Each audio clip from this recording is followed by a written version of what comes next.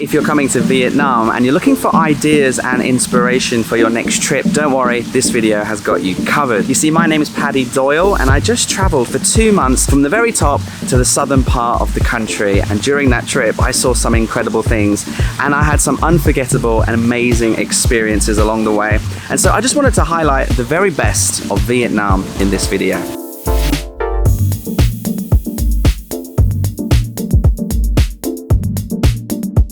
We're not going to do this in any particular order. I'm just going to show you the best places in the country.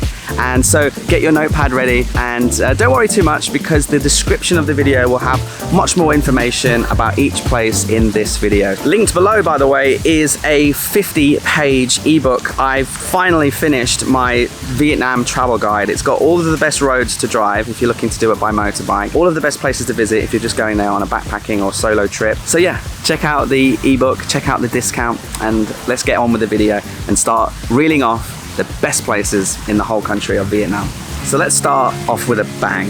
Let's start with the Ha Giang Loop.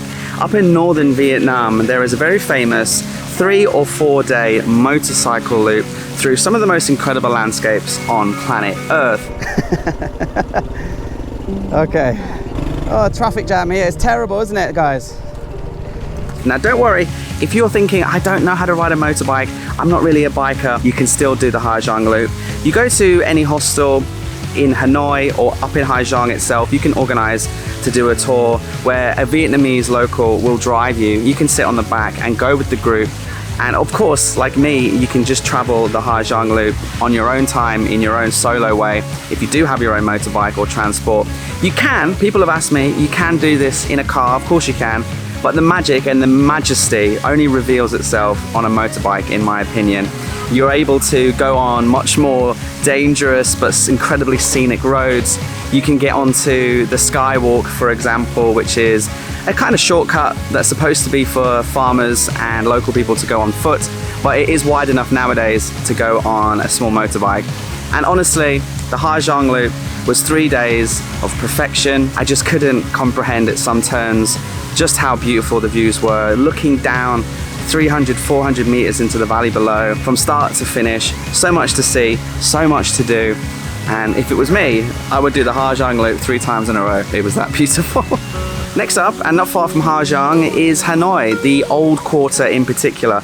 It's this really rustic, unique and beautiful place. It's so alive. Everything is moving and everyone is existing in harmony, but it's such a cluster. There's so many people living on top of each other, working on top of each other, businesses squeezed into every nook and cranny. It's so beautiful as well. You've got French churches, you've got delicious food, there's a beautiful lake, there's beautiful temples. There's so much to see and do within the Old Quarter of Hanoi. It's my favorite city in the whole country by far. It's just Southeast Asia personified. It's hectic, it's colorful, it's fragrant, it's noisy, it's an attack on the senses, and I absolutely love it. And I recommend you stay at the Central Backpackers Hostel if you're on a backpacking trip. Had a really nice time there, really social, and you've got beer corner where you can go out in the evenings and just let loose and have a few beers and really soak up the warm hospitality of the Vietnamese. Yes, mate. I love you, London, yeah. I think it's Vietnamese custom to cheers your drink 400 times. One more time.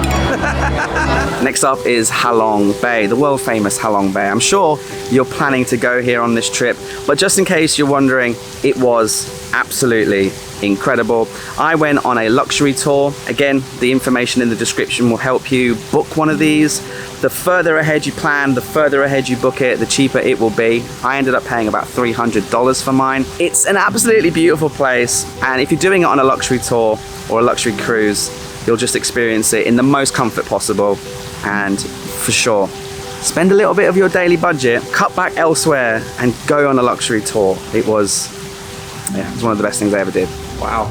Ooh, there's a bathtub with a view.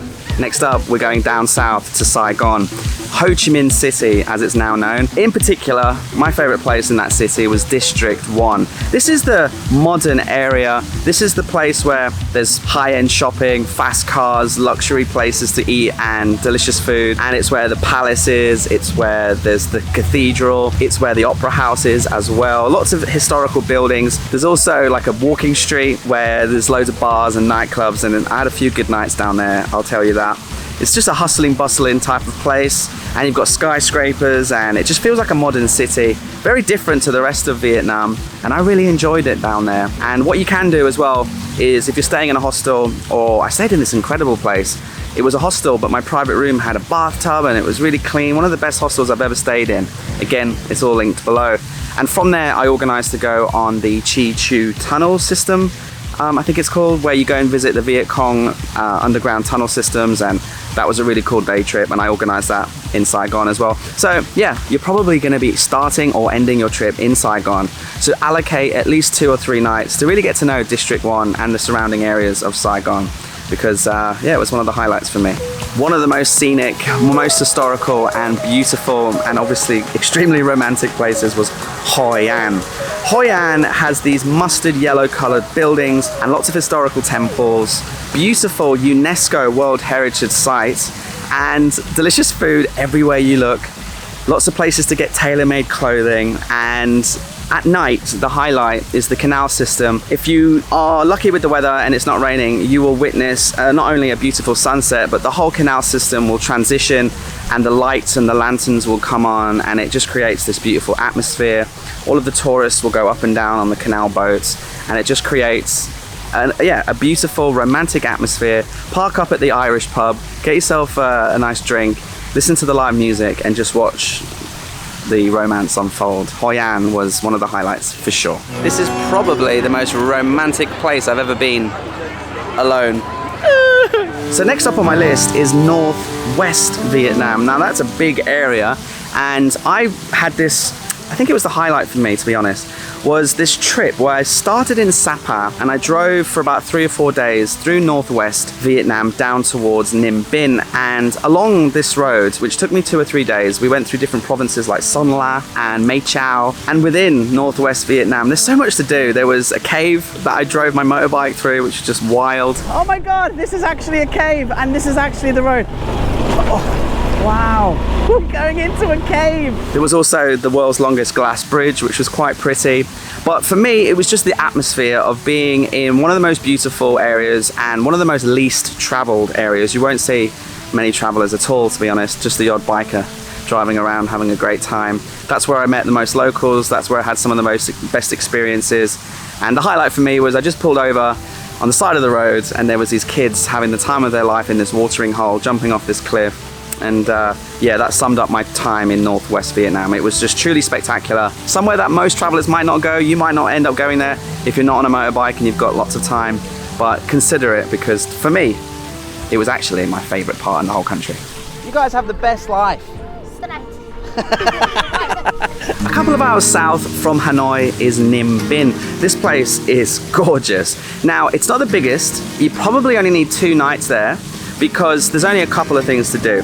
There's a few temples and pagodas which are beautiful, and you should definitely check those out. There's also a really unique boat tour you can do, where the Vietnamese ladies and sometimes gentlemen will row you for about an hour up and down this gorgeous canal system, and you go underneath these limestone cliffs and you get to see these beautiful rice paddy fields, and it's where they filmed parts of that King Kong movie, and it was absolutely gorgeous. And the highlight in Ning Binh was the viewpoint. You can get up there in the sunset or go up for sunrise, climb up. It takes about half an hour, 20 minutes to get to the top. Bring some water, bring a camera. Yeah, Ning Binh was not just a highlight for me of Vietnam, but it was one of the highlights of Southeast Asia. So for sure, visit Ning Binh. The drinks ladies have finished work. We're the last people leaving, and he's just pointed up at the top of the cliff. I can see some goats. So I'm gonna quickly fly the drone up and say hello. Good spot. Okay. Last up and not least, this place was gorgeous. Let's talk about Phong Nha. Now this place is where they claim to have the most adventure. I think they call it the adventure capital of Vietnam, and you can see why. There's so much to do there. Let me tell you some of the highlights. For me, straight away, the duck stop was brilliant. This is just somewhere where there's a little farmer, and he raises ducks, and you can go there and feed the ducks and have fun with the ducks. It's absolutely hilarious and one of the highlights of the whole trip in Vietnam. You've also got some caves that you can do on your own or on a little tour with your hostel. Check out the Paradise Cave. Huge, beautiful, absolutely mind-blowing. It does take an hour of walking to get there, but incredible place. And then there's also the Dark Cave. Now I lost most of my footage from there, unfortunately, because my GoPro got nicked. But you can zip line up and down, jump in the river, swim down the river, and then obviously you go inside the cave, and after about 10 minutes of squeezing through these rocks, you get into this big dark area where you can have a mud bath, and it's so much fun. And so those two caves you can do really easily. Rent a motorbike or go on a little tour with your hostel or hotel. But if your budget allows, check out Oxalis. They're based in Phong Nha, and they do the tours within the larger cave systems, including the largest cave in the world. And tours start from around $300 all the way up to 3,000 plus, depending on what tour you want, how many days. But have a look at them. They do 1 day, 2 day ones. For me, I did a 3-day caving experience in Tu Lan, and it was absolutely gorgeous. One of the best experiences.